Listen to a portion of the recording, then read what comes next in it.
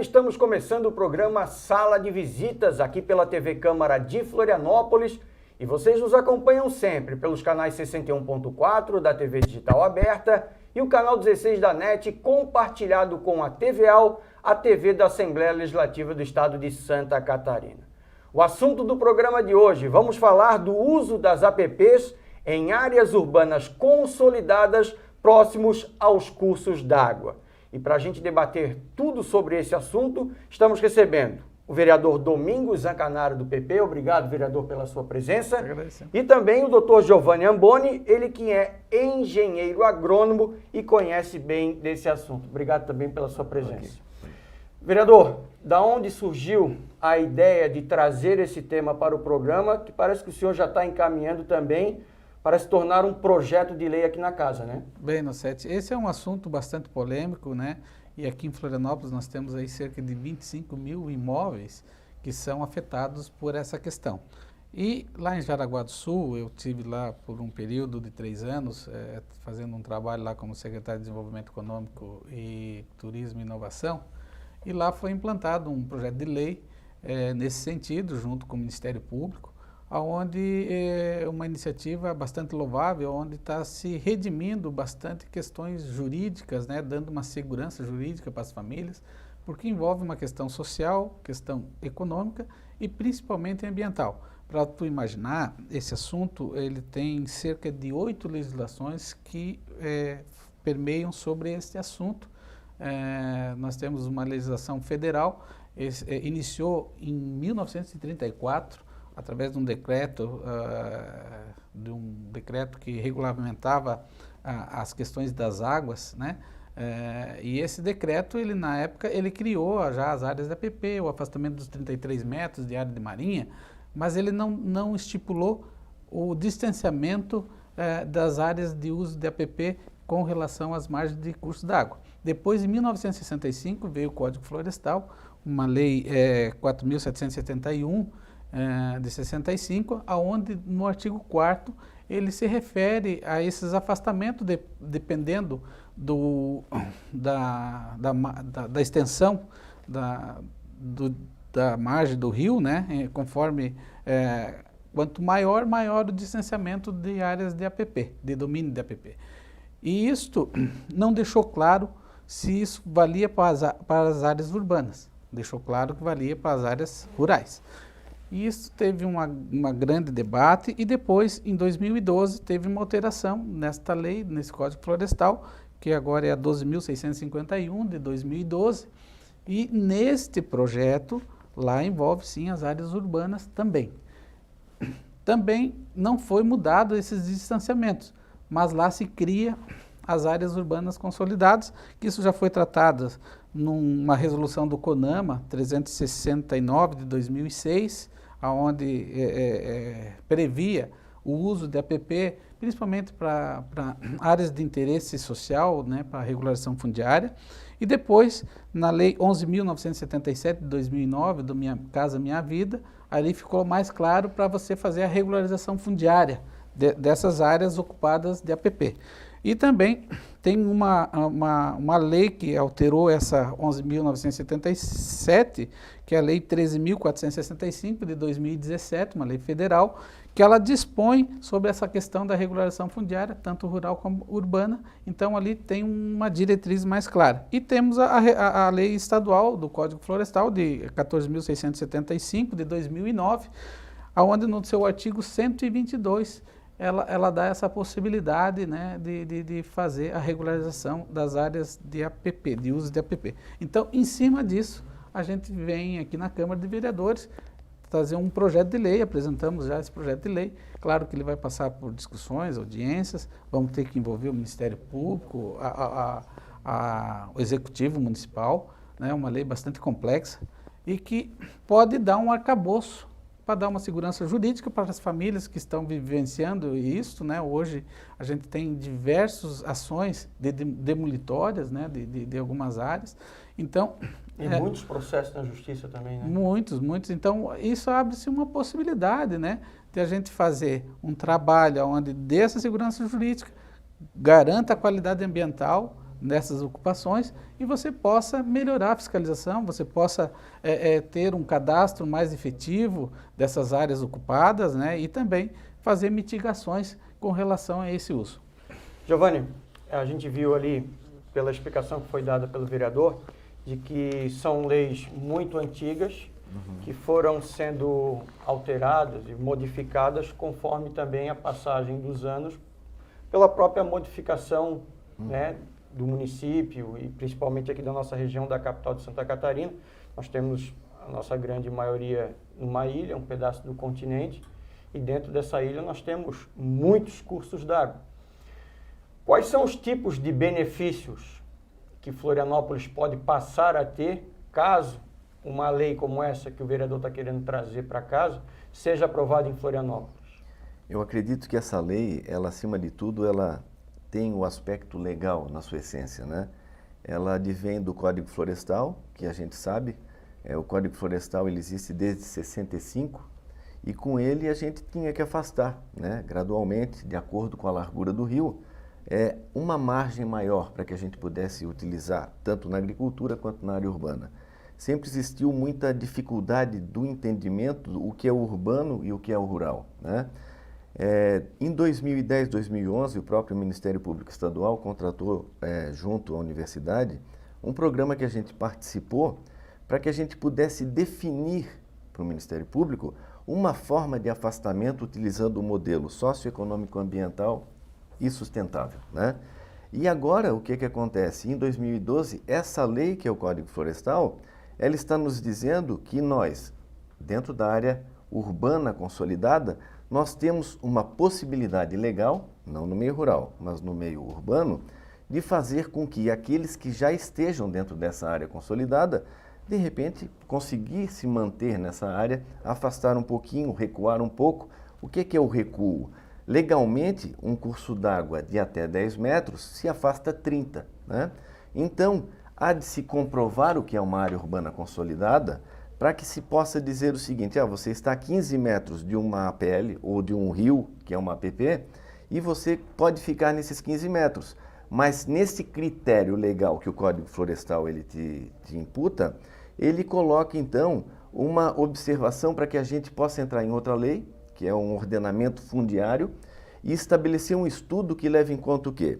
Ainda a preservação da mata ciliar que existe naquele rio, se o rio ele é formado uma formação argilosa ou arenosa, se nós temos a erodibilidade, se isso vai causar alguma suscetibilidade ambiental ou não. Então, dentro de critérios técnicos, o Código Florestal coloca para o ordenamento fundiário uma possibilidade da gente definir o que está consolidado e assim afastar mais ou menos, e parece que existe até uma taxa de cobrança nesses casos, né, vereador? E não colocando também todo mundo numa vala comum, Isso. que tem esse problema ou que está passando por esse problema jurídico de estar próximo a esses cursos d'água. O senhor lá em Jaraguá do Sul, quando o senhor foi secretário lá, vocês chegaram a aprovar essa lei? O senhor chegou a colocar no papel? Esta lei ela já vem sendo trabalhada lá em Jaraguá desde 2015. Né? E ela hoje já se tornou uma lei municipal e a partir de agora a gente colocou isso em prática, junto com o Ministério Público. Então, ela tem toda uma metodologia, né, para ser aplicada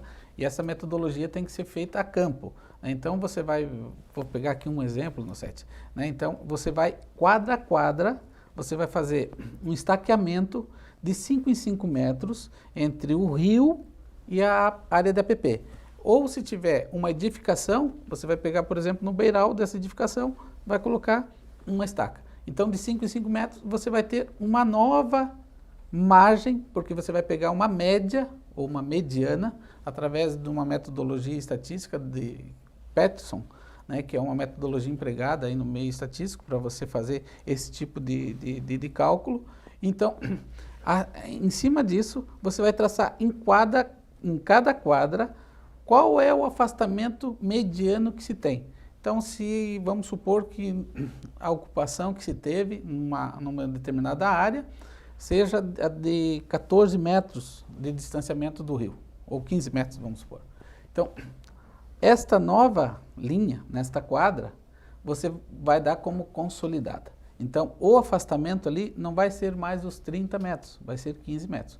Mas aquele indivíduo que ocupou dentro desses 15, ele vai ter um cálculo daquela área que ele está ocupando, da sua edificação, e ele vai pagar uma taxa. Então tem um cálculo todo, né, para você chegar nesse valor, né, vai depender da localização, do que ele construiu também, o quanto vale ali o IPTU, então dentro do área, valor, né? Valor predial, né, daquela área. Então tem uma série de questões que vai influenciar nessa taxa.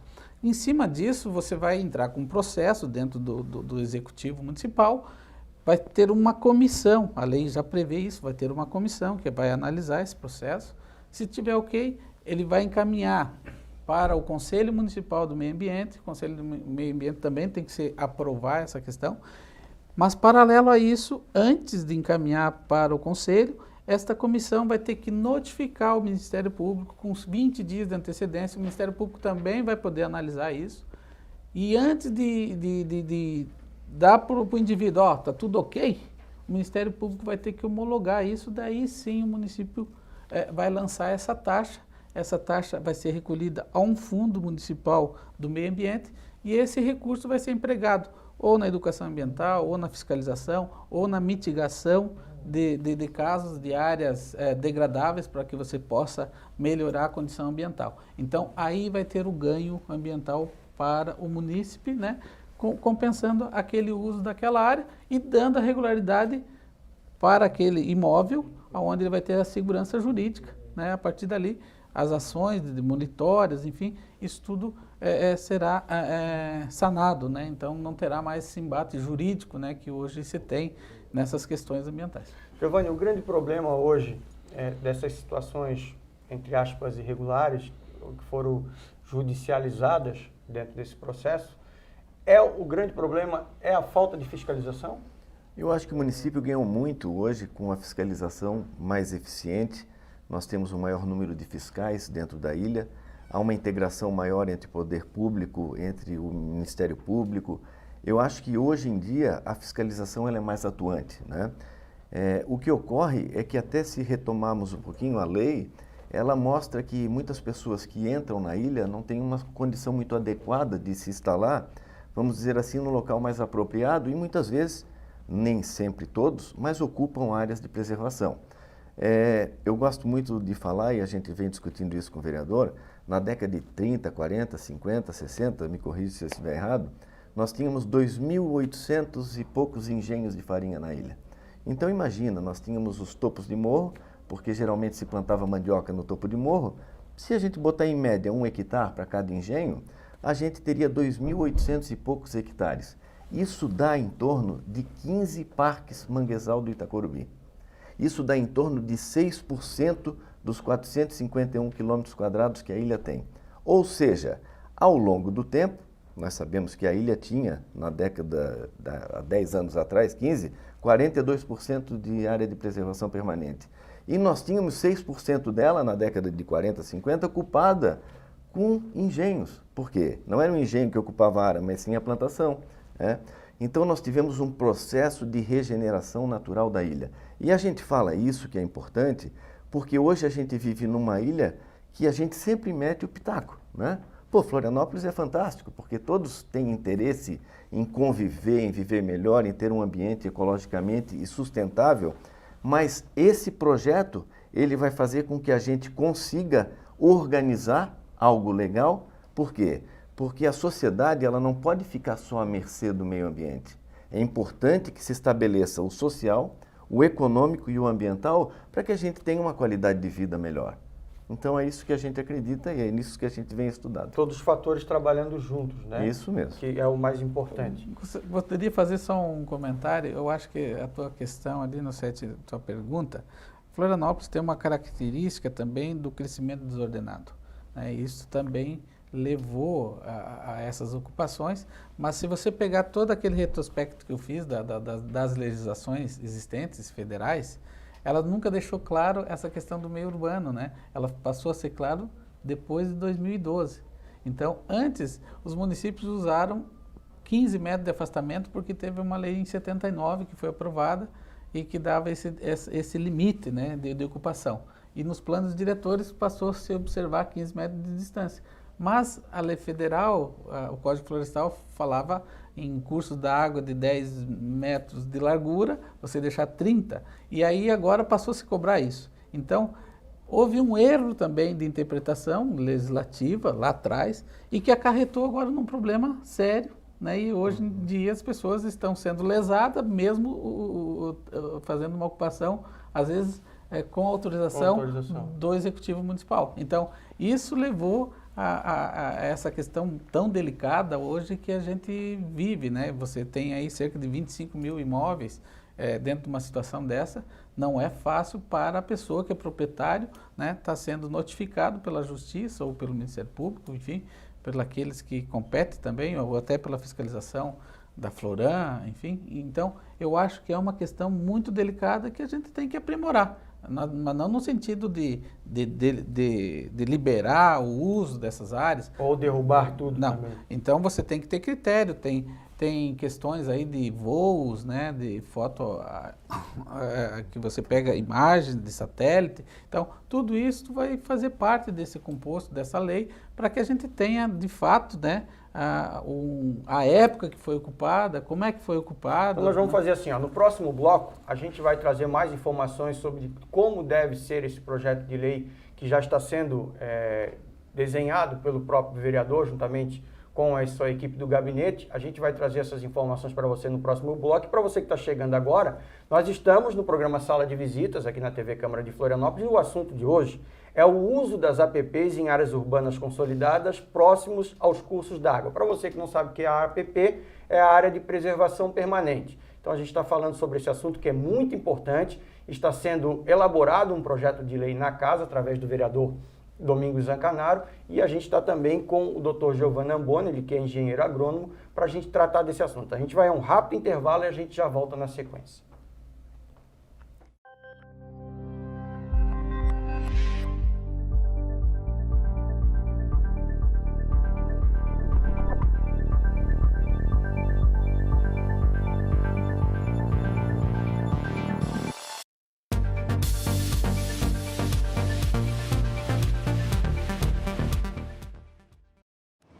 Está tudo muito bem nessa nossa cidade de desenho, não é mesmo? Tudo funcionando, tudo no lugar. Agora, já imaginou uma cidade sem orçamento público?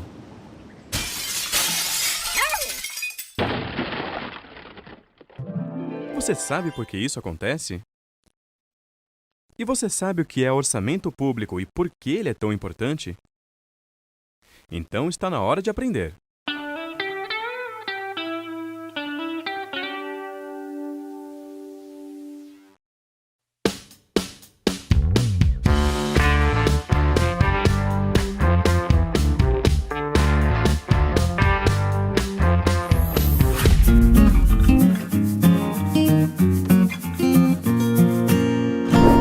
O brasão de Florianópolis é um dos símbolos oficiais da cidade e foi adotado como a simbologia da Câmara Municipal de Florianópolis.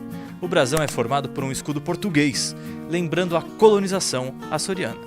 E sobre esse escudo há uma coroa mural de ouro para representar o valor e a responsabilidade de ser capital do estado. No centro do brasão está posicionado um escudete, que é a representação da nossa ilha de Santa Catarina. As datas que aparecem embaixo também têm significado marcante. 1726 é o ano da Constituição Oficial do município, inicialmente uma vila, e a instalação da primeira Câmara. Seguida pela data de 1823, ano em que a antiga vila foi elevada à categoria de cidade. Os tenentes, que é como são chamadas as figuras que suportam o escudo em cada lado, representam, à esquerda, o bandeirante Francisco Dias Velho, fundador da vila de Nossa Senhora do Desterro, antiga denominação de Floripa. E à direita está posicionado um oficial do Regimento Barriga Verde, vestindo o uniforme de gala do Exército Português. Os dois são considerados os guardiões da cidade no símbolo que representa o Legislativo de Santa Catarina, assim como a Câmara de Florianópolis tem que atuar sendo uma guardiã das leis do município em defesa da cidade. Acesse nossas redes sociais e fique por dentro de tudo que é debatido na nossa cidade. Até a próxima!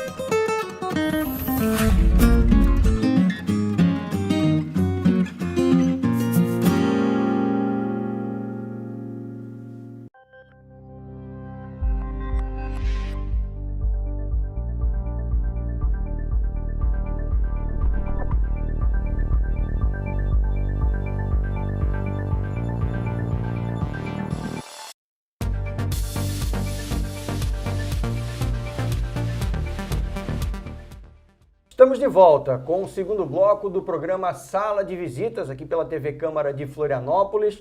Vocês nos acompanhando pelos canais 61.4 na TV digital aberta e também o canal 16 da NET na TV por assinatura compartilhado com a TVA. Já falamos bastante e vamos continuar falando sobre o uso das APPs em áreas urbanas consolidadas próximos aos cursos dos rios. Por que a gente escolheu esse tema? Porque o vereador Domingos Zancanaro está fazendo um projeto aqui na casa, está elaborando um projeto de lei que deve chegar ainda esse ano para ser discutido nas comissões e provavelmente ser levado a plenário para avaliação dos vereadores, para discutir um assunto que se tornou um problema de uma insegurança jurídica e que pode complicar ainda mais com o passar dos anos. E também recebendo o Giovanni Amboni, ele que é doutor nessa área, conhece bastante, ele que é engenheiro agrônomo e por isso a gente também chamou ele para fazer parte dessa discussão. Vereador, o seu projeto, eu tive sentado no seu gabinete uns dias antes da gravação do programa para que o senhor me explicasse um pouco. E a gente viu ali que esse projeto ele vai passar por vários trâmites, por vários passos, depois de ser aprovado, mas eu digo ele para ser colocado em prática, ele vai passar por vários passos, não é uma coisa muito rápida, é um processo a médio e longo prazo, né? Ele tem toda uma metodologia para que ele possa ser aplicado, e essa metodologia ela prevê, primeiro tem que ter os mapas, né? Um mapa que identifique quais as áreas que são consolidadas, áreas urbanas, né, dentro do município de Florianópolis. Dentro dessas áreas, nós vamos ter que aplicar esta metodologia para ver quais dessas áreas pode ser aplicado a regularização dessas APPs. Então, a metodologia serve para isso. Então, vai ser reduzido, né, essa área consolidada, afetada por esse tema. Então, aí sim, você vai poder avançar na questão da lei, porque esses mapas serão anexos à lei, né? Então, a gente já conversou com o executivo se demonstrou interessado nesse tema, em função da demanda que se tem judicial lá.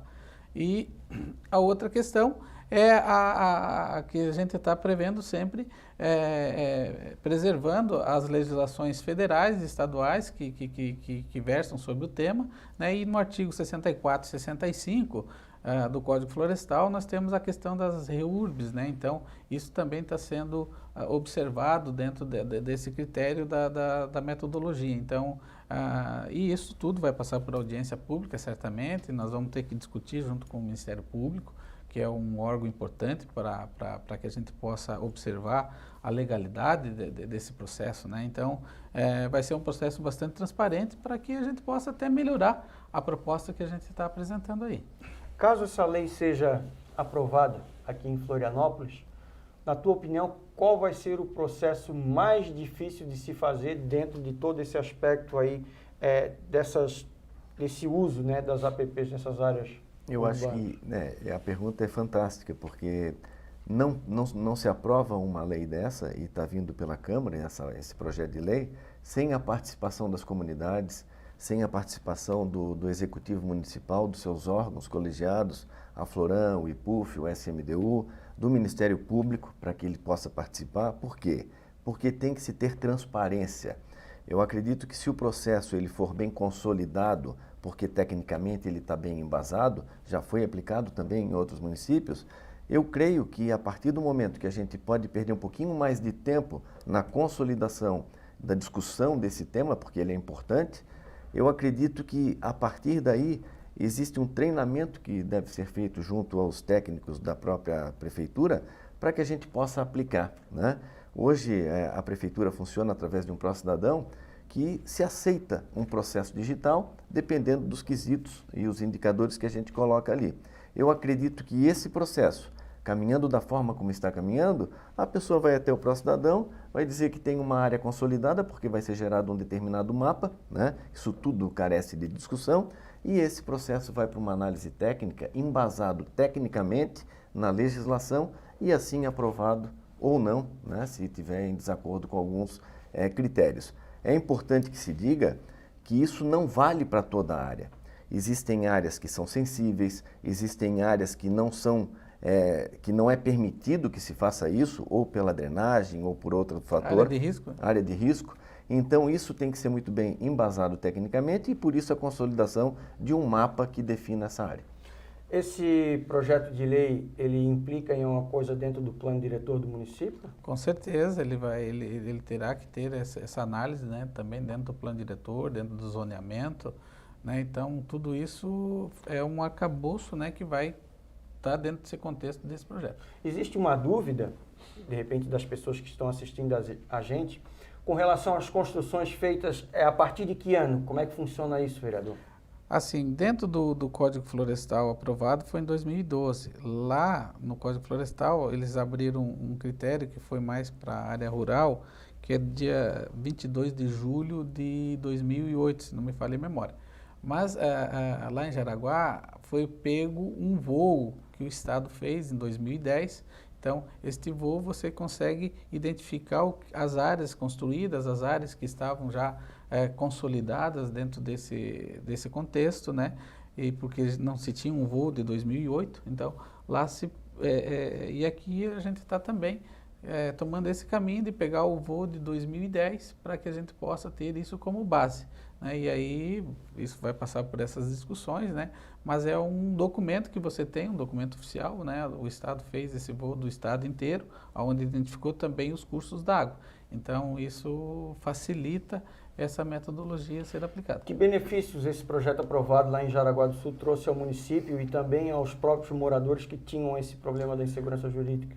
Ele é um processo bastante recente e tem certas habitações ou até indústria, comércio, né, que estão se beneficiando disso, legalizando as suas áreas perante o município, né? Às vezes não conseguiam tirar o habite, então faz uma regularização urbanística, uma regularização fundiária desse uso e também ambiental, onde ele vai pagar essas taxas, né? Então isso hoje lá já tem processos tramitando, já tem processos anuídos junto ao Ministério Público e isso foi um avanço, né, para que a gente pudesse melhorar essa questão jurídica, né, para as famílias, para os empreendedores e dar, digamos, uma qualidade melhor até para cuidar do meio ambiente, onde você tem toda uma restituição, tu tem tudo isso implanta num sistema, né, facilita a fiscalização hoje em dia, então é um trabalho bastante moroso, mas que você tem uma qualidade de entrega muito grande para a população. Hoje aqui na capital de Santa Catarina, só para as pessoas poderem ter uma ideia em termos de desenho, o que seriam áreas urbanas consolidadas, por exemplo, que poderia me citar aqui na nossa região para a gente entender mais ou menos? Pois então, vou começar aqui pelo centro, aqui a gente já conhece aqui o canal Decílio Luz, teoricamente é um rio, né? Claro que a prefeitura, ela construiu a Hercílio Luz e hoje o canal está tapado, o rio está tapado, ali é uma área consolidada. Existem trechos do rio Papaquara, de outros rios também, porque a nossa malha hidrográfica da ilha ela é muito grande. Então, o que é o consolidado, ele passa por uma linha muito tênue. Por quê? Porque muitas vezes, num trecho de um determinado curso d'água, tu tens mais de 40 edificações construídas, e em outros trechos tu não tens nada. Do mesmo rio. Do mesmo rio. E também há de se observar as nascentes e a foz do rio, né? Eu creio que a lei ela é mais restritiva com relação a nascentes, existem critérios, mas em trechos específicos onde existe uma consolidação com construções, com plantações, vamos entender assim, onde existe o ser humano já utilizando aquele trecho, e também passa por um critério técnico para definir o que é área consolidada e está no estudo, acredito que aí sim é uma área consolidada e não um trecho onde esteja com vegetação bem preservado, né, vereador? Se me permitir, tem já um conceito, né, do que é a área consolidada nas próprias leis federais e também num artigo publicado pelo próprio Ministério Público Estadual de o que se trata uma área consolidada, né?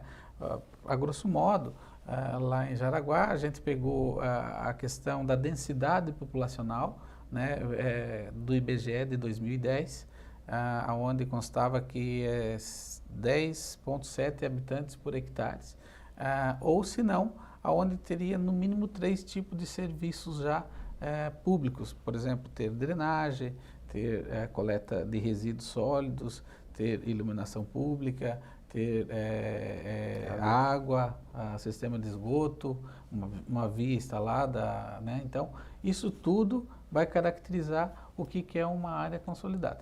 Com relação também, muita gente, a gente fala, pelo menos aqui no nosso meio da Câmara, durante as discussões também plenárias, em comissões, APPs, áreas de preservação permanente. O que para aquelas pessoas que não conhecem, o que é considerado uma área de preservação permanente? O que aquela área precisa para poder você dizer ou delimitar ela que hoje ela é uma área de preservação permanente? Uma área de preservação, ela é não edificante, não pode se construir e fazer nada nela. Nós temos um critério de declividade, nós temos um critério de vegetação, né? Nós temos um critério de drenagem, nós temos um critério também de hidrografia, só que isso é definido legalmente e isso é transcrito para dentro do plano diretor do município.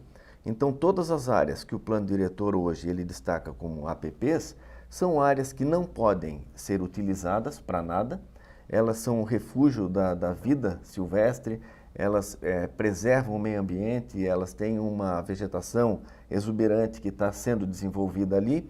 Então, essas áreas, a princípio não se pode fazer nada. Claro que existem casos e casos, né? Muitas vezes a gente estabelece no mapa uma linha reta ou linha seca e a gente deixa de lado uma área de APP que na verdade não seria de APP. Então, eu acredito, e isso é uma coisa que é fantástica da gente analisar, porque o meio ambiente, como a sociedade, também evolui. Então, aquilo que a gente diz hoje como uma APL, que a gente pode usar 10% da PL, mas o próprio plano diretor já está dizendo assim, são macrozonas que devem ser preservadas para utilização futura. Por que para utilização futura? Porque se prevê no plano diretor que a cidade vai crescer, que a população vai aumentar e que nós preservamos durante um tempo, e eu não sei qual é esse tempo, para que daqui a pouco essas APLs, elas também possam ser utilizadas. Então nós temos esse critério, o APP não pode fazer nada e a APL a gente pode usar 10%. Vereador, se tem uma dúvida também de que se constrói leis municipais e que daqui a pouco as leis estaduais e leis federais, elas acabam se sobrepondo a essas leis estaduais. Isso pode acontecer no caso dessa lei que o senhor está querendo criar?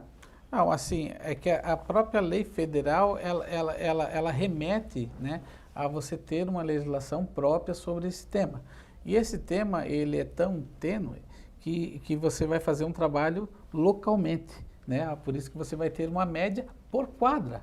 Então, isso não vai se estabelecer através de uma legislação federal ou uma legislação estadual. E por isso que teria que ter esse regramento aqui no município para que você possa aplicar através dessa metodologia que a gente está apresentando. Então, isso é uma questão muito específica de cada município. Então, se não tiver essa legislação municipal, você não pode avançar na questão da regularização dessas áreas ambientais e fundiárias. Até porque cada município tem a sua geografia, né? Não tem como tu também utilizar uma lei federal para todo mundo, né? E Santa Catarina, diga-se de passagem, é um estado que tem bastante... Um relevo bastante acidentado, né? Tem uma área mesmo. litorânea bastante extensa. Vereador, o senhor está na casa agora, o senhor veio como suplente, assumiu agora o mandato do senhor, deve ficar mais alguns dias na casa, mas o questionamento é que fica, o senhor sai e o projeto morre, ou o senhor sai deixando a bomba aí para quem vier tocar esse projeto para frente, o senhor vai estar acompanhando aqui na casa? Eu acho que esse é um legado, né? A gente veio aqui para produzir algo, né? E a gente tem se dedicado não só a esse tema, a outros, né? A gente vamos deixar alguns projetos de lei aí tramitando que eu acho que é salutar para a cidade. E certamente os vereadores que aqui estão, são atuantes, vão prosseguir, né, com esse projeto de lei e a gente vai estar atento, né, para cobrar, para estar também discutindo, porque é um assunto de interesse da cidade e resolve várias questões sociais, ambientais e econômicas, né? E o município de Florianópolis não pode ficar à mercê disso. Certamente todos os que estão aqui legislando têm esse interesse, têm essa visão de município, independente de partido, independente de ideologia, né? Então eu acho que é um projeto que vai reverberar junto à sociedade, vai trazer a sociedade para a discussão, para a melhoria da proposta. Então é o que a gente espera e que isso possa se tornar lei e trazer benefícios para a sociedade. Doutor Giovanni Amboni, engenheiro agrônomo, obrigado pela sua participação aqui no programa Sala de Visitas. Para a gente é muito importante ter alguém que conhece do assunto para a gente poder também trazer para aquelas pessoas leigas que estão em casa, que muitas vezes assistem o programa ou que leem alguma coisa com termos técnicos e que não conhecem, principalmente relacionados a essa situação das áreas aqui de Florianópolis, que, como você disse, Florianópolis é uma linda ilha com muita coisa a proporcionar para quem mora e para quem vem de fora. E a gente agradece mais uma vez, está sempre à disposição aí quando o senhor quiser também dar uma passada aqui para participar dos programas. Muito obrigado. Vereador, parabéns pela sua iniciativa, obrigado também por trazer esse tema ao nosso programa de hoje. Nós que agradecemos aí no SET a toda a equipe aqui da TV Câmara e a Câmara de Vereadores por nos proporcionar esse momento ímpar, né, que a gente tem tentado se dedicar e para que a gente possa corresponder às expectativas não só do meu eleitor, mas também de toda a cidade, né, como para que a gente possa deixar um legado para a cidade do bem fazer, né, da política boa, né, que a gente está se propondo a fazer. Vereador Domingos Zancanaro e também o doutor Giovanni Amboni, engenheiro agrônomo, trazendo esse tema super importante do programa de hoje, que nós estamos finalizando, falando sobre o uso das APPs em áreas urbanas consolidadas, principalmente próximas aos cursos d'água. Queremos agradecer a audiência de vocês que estiveram com a gente acompanhando esse tema super importante e dizer para você que além desse conteúdo, desse tema, nós temos também vários conteúdos aqui da TV Câmara de Florianópolis que você pode acompanhar na TV através dos canais 61.4 na TV digital aberta e o canal 16 da NET, que tem a sua programação compartilhada com a TVAL. Além disso, você também que acessa as redes sociais, você tem os nossos conteúdos lá através das nossas redes sociais e também pelo YouTube, onde a gente faz as nossas transmissões ao vivo. E além disso, se você quiser saber tudo o que acontece no Poder Legislativo da capital de Santa Catarina e também com os nossos parlamentares, você pode entrar no nosso site www.cmf.sc.gov.br. Mais uma vez, obrigado pela sua audiência e até o próximo programa.